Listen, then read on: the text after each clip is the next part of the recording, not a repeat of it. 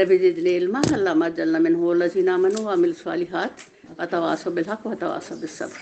अच्छा, ये बड़ी अहम बात है, मेरा ख्याल सारे नोट कर ले कुरान हकीम की, कि अब जौन सा हम कुरान अज़ीम पढ़ रहे पूरा कुरान, वो क्या है, वही के ज़रिए जो पहुँचा, वही बात जो अल्लाह ने आखिरी बात की थी वो मुसलसल कुरान अज़ीम में चलेगी। आदम अलैहिस्सलाम के साथ पहले अल्लाह डायरेक्ट से बातें करते थे, तो अल्लाह की आखिरी बात जो अल्लाह ने आदम अलैहिस्सलाम से की वो है 30 सफ़ा पर, आपके कुरान हकीम का 30 सफ़ा, और रुकू के एंड में आखिरी से पहली आयत फ़तलक़ा आदम बिन्हा जमिया।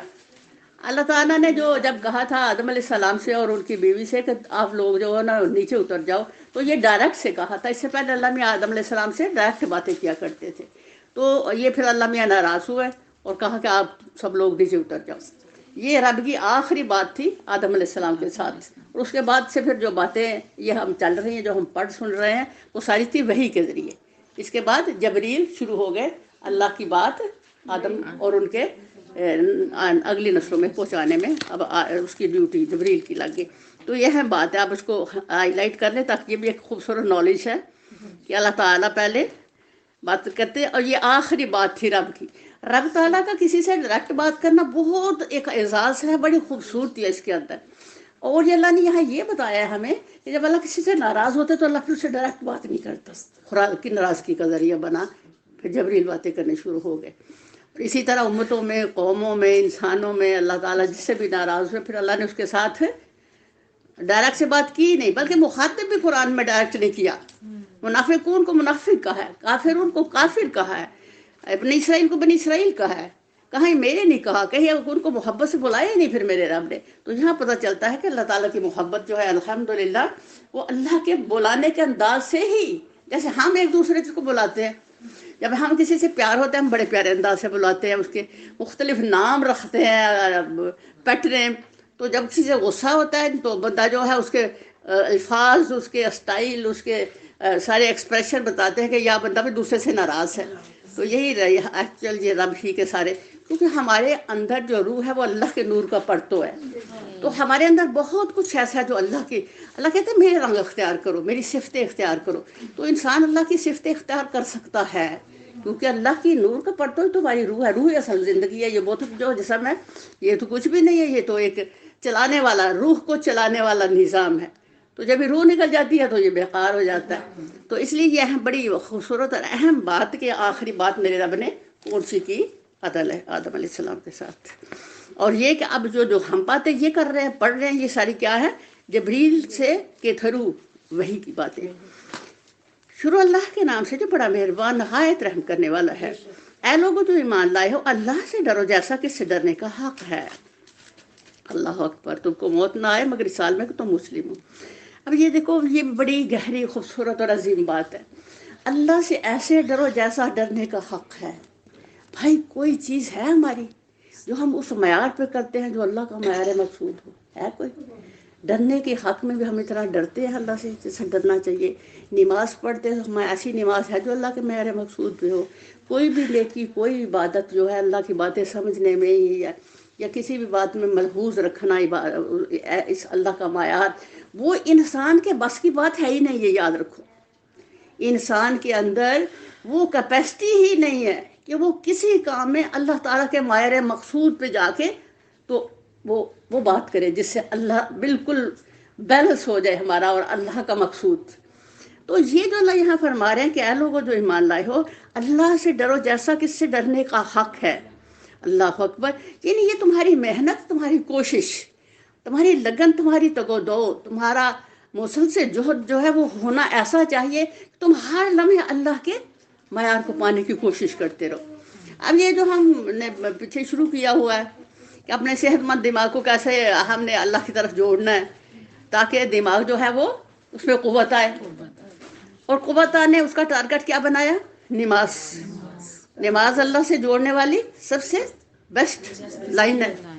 तो जब हम नमाज को बेहतरीन कर लेंगे अल्हम्दुलिल्लाह तो अल्लाह से जुड़ जाएंगे। तो ये हकीकतन बताना ये है कि नमाज ही वो चीज़ है जो तुम्हें रहमान के मायार की तरफ सफ़र करवाती है। आप खड़े होते हो इतने प्यारे अंदाज से, आप अल्लाह के सामने शिकस्त खुर्दी का हाथों से ऐलान करते हो और फिर हाथों को यूँ बांधते हो। बांधने का मतलब क्या, मुअद्दबाना, جب کوئی ادب کسی سے کرتا ہے تو ہاتھ باندھ کیسے کھڑا ہوتا ہے. تو یہ ادب کا ایک تقاضا ہے کہ جب اللہ کی تعریف ہم کرتے ہیں، اس کی ثنا کرتے ہیں، پھر اس کے ساتھ جو عظیم چیز ہے وہ اللہ کا قرآن پڑھتے ہیں. قرآن کی عظمت، اس کی دبدبہ، اس کا جو ہے وہ ایک بہت بڑا ایک امپریشن ہمارے سینے پہ، وہ جب پڑتا ہے نور کا تو ہم بے ساختہ جھک جاتے ہیں. رکوع کیا ہے؟ جھکنا. اس احساس اور اطاعت میں کہ ہم نے رب کے قرآن کو اپنے سینے میں لیا اور پڑھا، اور ہم اس قرآن کے پانے کے بعد کیا کہیں؟ یقیناً تو عظمت والا ہے، اتنے اتنا عظیم قرآن میری زبان اور میرے سینے سے جاری کروایا. تو اصلاً یہ ہمارا جو قرآن کا پڑھنا ہے، اسی ہی کے جذبات میں ہم رکوع میں چلے جاتے ہیں اور اللہ کے سامنے جھک جاتے ہیں اور کیا کہتے ہیں؟ سبحان ربی العظیم. اور اس سے اور بھی بہت ساری تسبیحات ہیں جو ہم رکوع میں کر سکتے ہیں. اس کے اندر جو آپ کو کاغذ دیا گیا ہے پچھلی دفعہ نماز کو، اس میں بھی 1 سے 2 تسبیحات ہیں. پڑھا تھا گھر جا کے؟ الحمدللہ. تو جائے ہم اللہ کی تسبیح کرتے ہیں رکوع میں جھک کر کے، تو پھر ہم یہ کہتے ہوئے سمع اللہ لمن حمدہ، اللہ اس نے میری سن لی. کس نے؟ جس کی میں نے حمد کیا ہے، جس کے. اور پھر یہ کہتا ہوا اس کی حمدیں، تو وہ احساس ندامت سے اور اس معیار کو پانے کے لیے جو یہاں اللہ کہہ رہا ہے. کیا اللہ یہاں کہہ رہے ہیں؟ ایسا ڈرو جیسا کہ ڈرنے کا حق ہے. یعنی ہمیں اپنی اطاعت کا حق ادا کرنے کے لیے، عبادت کا حق ادا کرنے کے لیے، نماز کا حق ادا کرنے کے لیے ہم کہاں جاتے ہیں؟ سجدے میں. سجدہ انتہا ہے تیری عبادت. ابد تو بندہ ہے اور تیرا کام کیا ہے؟ تیری پیشانی ٹک جائے زمین کے ساتھ اس معبود حق کے دربار میں، اور وہ اس پہ راضی ہو جائے. پھر کتنا وہ راضی ہوتا ہے؟ وہ ہمیں کہتے ہیں میں تیری کان لگا کے بات سنتا ہوں، اور یہ مومن کی معراج بن جاتی ہے. سبحان اللہ. یہ حق کی ادائیگی ہے، وہ یہ اسٹیپس ہے کہ کس طرح ہم آپ کی ادائیگی کر رہے. تو اللہ تعالیٰ نے پھر بتایا کہ اس طرح کرو، یہ اس یہاں اللہ کی رضا اور خوشی ملتی ہے. تو کو موت نہ آئے مگر اس حال میں کہ تو مسلم ہو.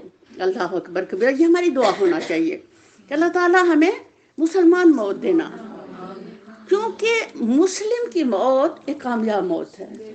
اگر آپ مسلم نہیں ہیں، اسلام والے نہیں ہیں، تو آپ کی موت ایک ناکامی، نامرادی اور بدبختی کی موت ہے. جس کے لیے پاس کلمہ نہیں ہے وہ برباد ہوا، دنیا اور آخرت میں وہ تباہ و برباد ہوا. تو اللہ تعالیٰ کہتے ہیں تم یہ دعا کرتے رہا کرو، کیونکہ یہ دیکھو ہو سکتا ہے میں ساری زندگی مسلمان رہوں، مرنے وقت مجھے ایسی کو خوفناک چیز فرشتہ نظر آئے کہ میں چیخا مار کو کہا بھائی میں نہیں مسلمان تھے، تو میرا یہ حشر نہ کر.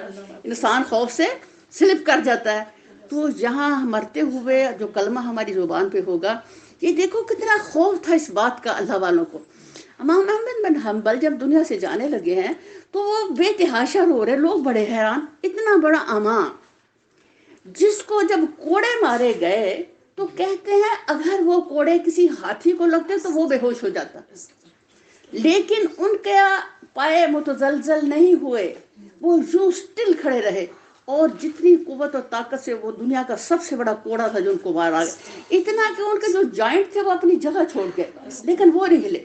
ایمان کی قوت نے اتنا ان کو سٹیبل رکھا الحمدللہ کہ اس پر دنیا والے یعنی خود ظالم لوگ جنہوں نے کوڑے مارے وہ خود حیران تھے کہ یہ بندہ ہے کہ کیا چیز ہے جو برداشت کر گیا. میں نے آپ کو بتایا تھا نا کہ یہ چیز جو ہوتی ہے اللہ عالم احساس سے بندے کو بلند کر دیتے ہیں. پھر بڑے سے بڑا دکھ راہ حق کا اللہ کا بندہ برداشت کرتا ہے. رات کے وضو سے صبح کی نماز پڑھتا ہے، اتنا قرآن پڑھتا ہے کہ امام شافی 60 قرآن پڑھتے رمضان المبارک میں. اللہ تعالیٰ ایسی غیر مرئی قوت ان کو بخش دیتے ہیں کہ جو روٹین میں ہمارے جیسے لوگ کر نہیں سکتے. اس کی وجہ کیا ہوتی ہے؟ اللہ اکبر، اللہ کی وہ توفیق اور اللہ کے بندوں کی وہ محنت اور طلب جس کے بنا پر اللہ یہ عطا کرتے ہیں. اور جب ان سے پوچھا گیا اتنا بہادر بندہ جو بادشاہوں سے نہیں ڈرا، بڑے سے بڑے کوڑوں سے نہیں ڈرا، تو آج وہ رو رو کے اپنی جان کو لا رہا ہے. لوگوں نے کہا امام حضرت کیا بات ہے، آپ اتنا کیوں رو رہے ہیں؟ آپ کو جہنم سے خوف آ رہا ہے یا کوئی اور مسئلہ ہے؟ انہوں نے کہا میں نہیں جانتا موت کیا ہے اور جہنم کیا ہے. مجھے تو خوف یہ ہے کہ یا اللہ جب بھی میری جان ہنزلی کی ہڈی تک آئے گی اس وقت میں مجبور ہو جاؤں گا، اس وقت میں کمزور ہو جاؤں گا، ایک میری بے بسی کا عالم ہوگا، اس وقت کہیں مردود مجھ پر حملہ نہ کر دے. یعنی یہ اس وقت کا خوف جو ہم پہلے دعائیں کریں گے الحمدللہ اور ڈریں گے اللہ سے، تو کیا ہوگا؟ اللہ تعالیٰ پھر الحمدللہ اس وقت ہماری مدد کریں گے. کیسے مدد کریں گے؟ ہماری زبان اب عادی ہوگی، سو کے اٹھتے ہوئے ہم جب اٹھتے ہیں تو ہم کیا پڑھتے ہیں؟ لا الہ الا اللہ محمد رسول اللہ. یہ عادت کل مرنے کے وقت جب یہ فرشتے آئیں گے تو مجھے فرشتوں کا نہیں خوف ہوگا، مجھے اپنے کلمے کا دھیان ہوگا، اور یہی میری آسانی کا ذریعہ ہوگا اس وقت کا. تو اس لیے اللہ میں ہمیں کیا کہہ رہے ہیں کہ تم یہ دعا کرو کہ اللہ جب میں مروں تو میں مسلم ہوں. سب مل کر اللہ کی رسی کو مضبوط پکڑ لو اور تفرقہ بھی نہ پڑو. رسی کون سی ہے اللہ کی؟ قرآن. قرآن تیرے رب کی رسی ہے. کیا سمجھتے ہیں آپ؟ یہ رسی جو یہ رسیوں سے بندھی ہوئی چیز ہے یہ رسی ہے؟ کیا ہے بھلا؟ ہاں یہ بات ایک تمثیل ہے، ایک مثال اللہ نے دی ہے. تو رسی ہوتی ہے کسی چیز کو جوڑنے والی. دو چیزوں کو باندھتے ہیں رسی کے ساتھ، دو چیزوں کو جوڑتے ہیں رسی کے ساتھ. اس لیے بات اس طرح اللہ کرتے ہیں تاکہ آپ لوگوں کو بات سمجھنے میں آسانی آئے. جو اس طرح مادی چیز سامنے نظر آ رہی ہے، آپ اس میں مجھے یہ کہیں کہ یہ ٹیبل ہے، میرا دماغ فوراً سمجھ لے گا کہ آپ اس کی بات کر رہے ہیں. آلریڈی دماغ کے اندر ایک کنسیپٹ ہے کہ ٹیبل کسے کہتے ہیں اور ٹیبل کی ضروریت کیا ہے. ایک رسی جو ان سے اس کو ہم سمجھتے ہیں کہ وہ اس لیے بنائی جاتی ہے کہ اس کو چیزوں سے جوڑا جائے، چیزیں بنائی جائے اس سے. تو یہاں جو اللہ تعالیٰ فرما رہے ہیں کہ سب مل کر اللہ کی رسی کو مضبوط پکڑ لو. یہ نہیں اللہ تعالیٰ کے ساتھ کتاب اللہ کے ذریعے ایسا مضبوط لنک کر لو. ابھی میں نے کہا نا نماز ایک لنک ہے، روحانی لنک ہے، جسمانی لنک ہے. نماز وہ چیز ہے جو ایٹ اے ٹائم آپ کو دو لنک اللہ سے عطا کرتی ہے. جسم اس کو پریکٹیکل دے رہا ہے اور روح جو ہے وہ اللہ سے جڑ چکی ہے. یہ نماز کے اندر اللہ کا روح سے جڑنا، سجدے کی معراج یہ ہے رسی. یہ روح کا اللہ سے جڑنا رسی ہے. کیونکہ اللہ کے تعالیٰ کیا کہتے ہیں؟ الصلاۃ، نماز کو رکھا اس لیے گیا ہے. الصلاۃ کس سے نکلی ہے؟ وصل سے. وصل کی تے جڑ جانا، مضبوط جڑ جانا. عروۃ الوثقا اس لیے نے کہا مضبوط سہارا. تو نماز ہماری روح کو ہمارے رحمان کے ساتھ مضبوط جوڑتی. کیسے جوڑتی ہے؟ جیسے کوئی شو ہم وہاں لگا دیں، استری لگا دی یا یہ لگا دیا اسی لگا دیا تو یہ چل پڑے گا کیونکہ بجلی کا کنیکشن چلا گیا. جب ابھی میرا کنیکشن رحمان سے جڑ گیا تو یہ کیا ہو گئی؟ رسی. قرآن رسی بن گیا، نماز رسی بن گئی. یعنی وہ لنک جو مجھے میرے رحمان سے جوڑے. یہاں یہ اس کی تمثیل دی گئی ہے. اللہ کے اس احسان کو یاد رکھو جو اس نے تم پر کیا ہے. تم ایک دوسرے کے دشمن تھے، اس نے تمہارے دل جوڑ دیے اور اس کے فضل و کرم سے تم بھائی بھائی بن گئے. اللہ اکبر. کب بھلا دشمن تھے؟ اسلام سے پہلے. اوپر اسلام کی بات ہو رہی. اسلام سے پہلے سب لوگ ایک دوسرے کے دشمن تھے. پہلے دوستی کا کنسیپٹ ہی نہیں تھا. وجہ جہالت، بغض، کینے، کفر. ایسا ہر بندہ دوسرے سے دعوت، بندہ بندے کو مارنا بالکل ایک معمولی سمجھتا. جاتے جاتے جاتے جس کا وہ اڑا اس کی گردن اتار دی. کوئی سمجھتا نہیں تھا کہ بندہ مارنا بھی بڑا گناہ ہے. تو اللہ تعالیٰ کہتے تم لوگوں کے جو دل کل ایک دوسرے سے ٹوٹے ہوئے تھے. اور کہا تھا وہ سورہ آیات میں اللہ تعالیٰ کیا کہتے ہیں کہ تم لوگ اپنے گھوڑوں کو تیار رکھتے ہو تاکہ رات آئے تم ایک دوسرے کو لوٹو. ایک بندہ مجھے لوٹ رہا ہے، وہ میرا گھر لوٹ رہا ہے، میں اگلے کا گھر لوٹ رہی ہوں. تو یہ تھا تب کا نظام خراب، لوگوں کی جہالت اور تاریکی، اس لیے اس دور کو کہتے ہیں. لیکن کل تم اتنے جاہل تھے کہ ایک دوسرے کے دشمن تھے.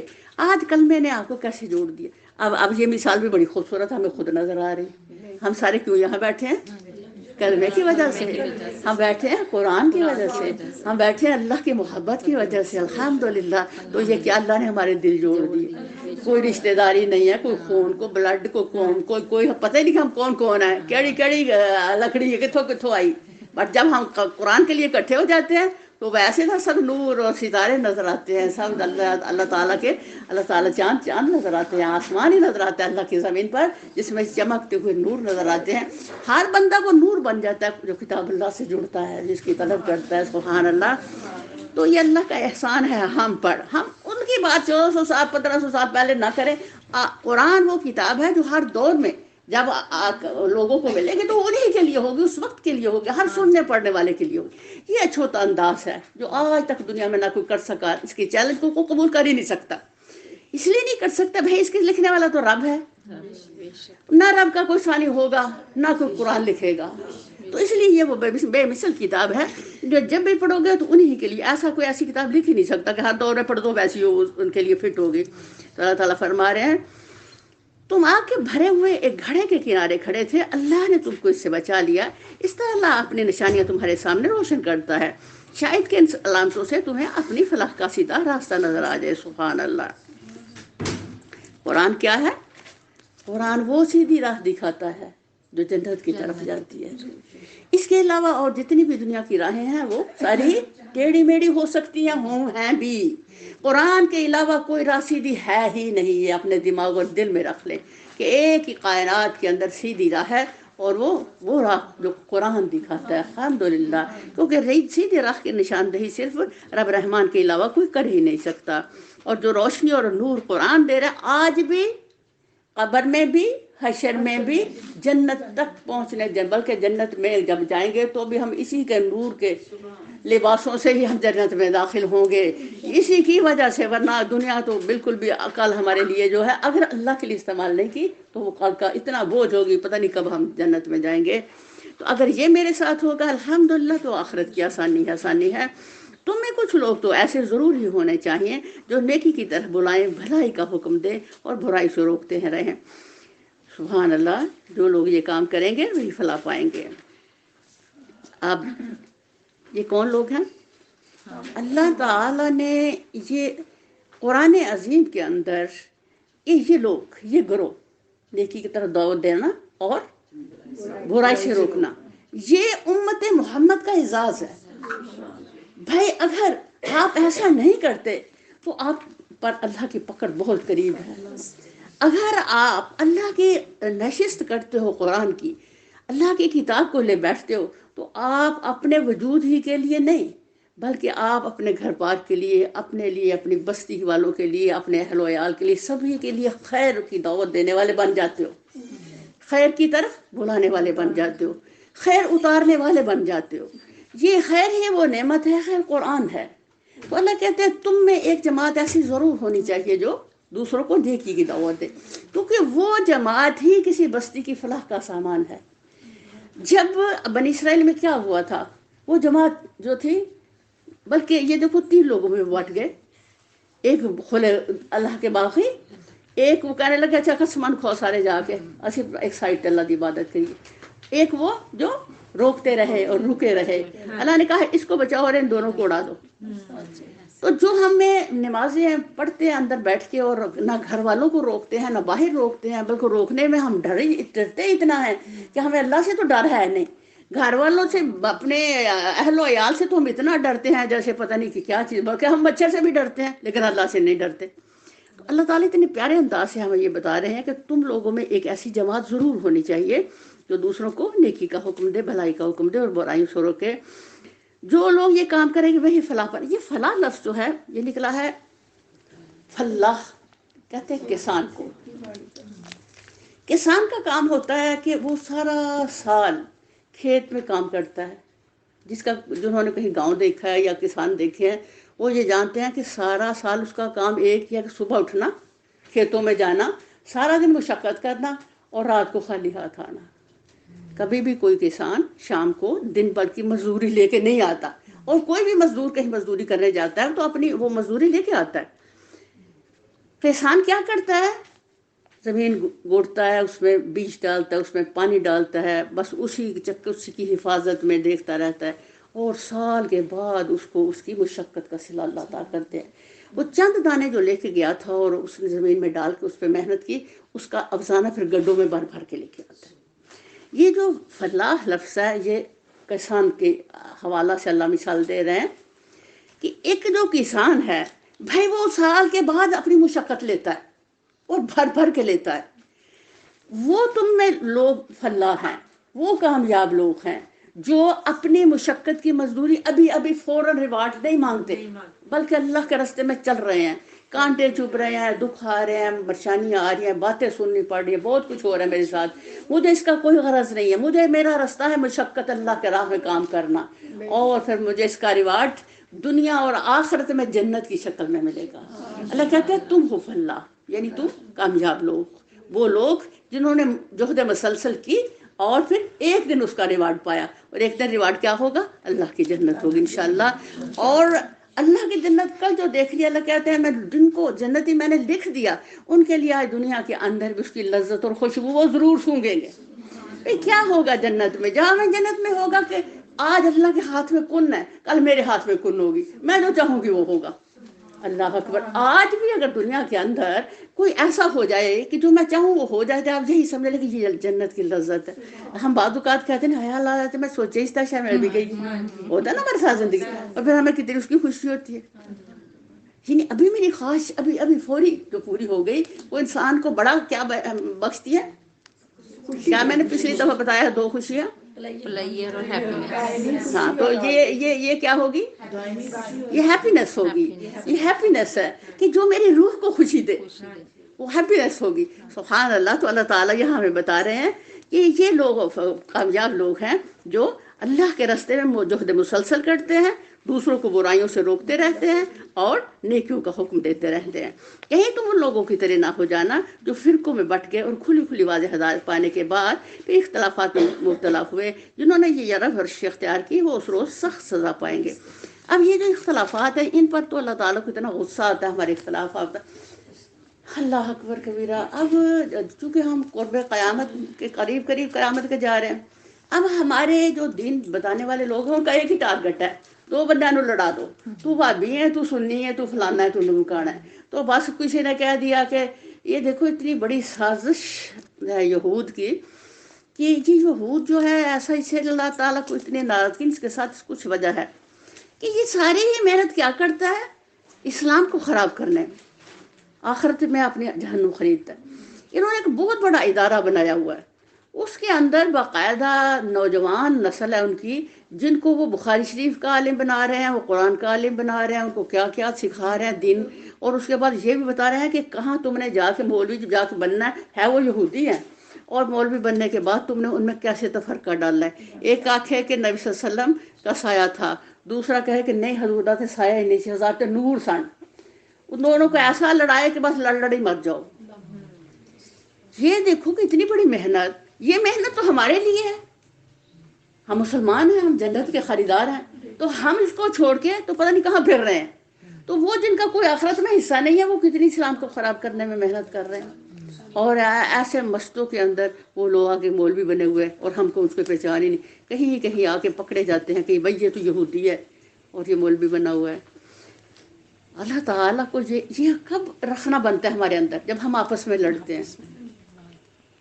یہ یاد رکھو کہ لڑنا شیطان کی طرف سے ہے۔ شیطان ایک فسادی مخلوق ہے جس کا ایک ہی کام ہے کہ 2 بندے مل کے اللہ کے نام پر نہ بیٹھیں، بلکہ کوئی نہ کوئی دوسرا کو غلط ہے، ایک ہی بات کو ایک غلط ثابت کرے، ایک صحیح ثابت کرے، اور ایک ہی قرآن کی بات ہے جس میں سے 10 باتیں نکال لو۔ بھائی قرآن کے اندر اتنا سٹیمنا ہے، اتنی کیپیسٹی ہے کہ اگر تم ہدایت لینے آؤ تو تمہیں ہدایت دے گا، آپ گمراہی لینے آؤ تو تمہیں گمراہی دے دے گا، یہ تمہیں گارنٹی نہیں دیتا۔ ہم جب آغاز میں قرآن کو پڑھتے ہیں تو ہم کیا کہتے ہیں؟ اہدنا الصراط المستقیم، اللہ اس قرآن سے ہمیں سیدھا راستہ دینا۔ ہم دعا کرتے ہیں تو اللہ میں پھر ہمیں سیدھی بات، ہم بڑے آرام سے قرآن کی طرف چلتے ہیں، بڑے اب دیکھو ساری زندگی سے پڑھیں، ابھی بھی قرآن کا ہمارے پہلے کچھ نہیں پڑھا۔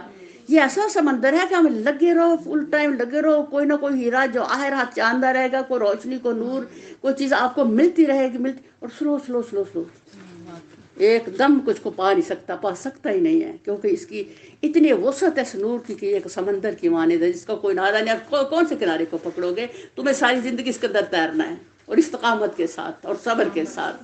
تو اللہ اکبر کبیرہ۔ یہاں اللہ کو وہ بات بہت بری ہماری لگتی ہے جو ہم ایک دوسرے سے اختلاف کرتے ہیں اور لڑائیاں جھگڑے کر کے تو آپس میں ہی کل کے مرتے رہتے ہیں۔ بندو 2 مسلمانوں کا لڑنا عجیب ہونا چاہیے، عجیب لگنا چاہیے، لیکن ہمیں کیوں عجیب نہیں لگ رہا؟ ہمیں تو نفرت ہی بڑی ہے۔ پتہ لگ جائے وہابی ہے، اللہ اکبر کبیرہ، مسجد میں وہابی نماز پڑھ رہا ہے، اس کو ویسے اٹھایا اور باہر جا کے رکھے، پھر اس کو دھونے لگ گئے۔ یعنی نفرت مولویوں نے اتنی ڈال دی کہ جے وہابی نماز پڑھے تو نماز مسجد ناپاک ہو جاتی ہے، کتا آگے بڑھ جائے پھر نہیں پاک ہوتی تو وہ پھر دھو رہے ہیں. یہ ظالمانہ بیہیویئر کن کا ہے؟ ہمارے ان جاہل مولویوں کا جو شاید جنہوں نے یہ آیت نہیں پڑھی کہ مسلمان یہ اللہ پیچھے کیا کہہ رہے ہیں کہ میں نے بھائی بھائی بنا دیا. بھائی قرآن اسلام تو بھائی بھائی بنانے ہیں، تو بھائی بھائی کو کاٹتا بھلا. لیکن ہم کیوں کاٹ رہے ہیں؟ ہمیں اتنی نفرت ایک دوسرے سے، اب سنی یا بریلوی یا فلانا ہے ٹمکانا ہے چوتھا ہے، تو بالکل بھی ہم کٹھے مل کے بیٹھتے نہیں. بلکہ اگر قرآن پڑھا جا رہا ہے تو کسی کو پتہ لگ جائے نا کہ یہ بھابی نے، تو قرآن شریف کو چھوڑ کے چلے جانا. قرآن شریف شاید بھابیاں دا کوئی وکھرا اترے دوجیاں دا وکھرا. تو اس طرح کی جو باتیں ہیں وہ کیا کرتی ہیں؟ فساد برپا کرتی ہیں، جو رب کو ناپسند ہے. اور بائی آرڈر اللہ فصل سے فرما رہے ہیں کہ تم لوگوں کی یہ حرکتیں اللہ تعالیٰ کو سخت ناپسند ہیں. اللہ اکبر کبیرہ.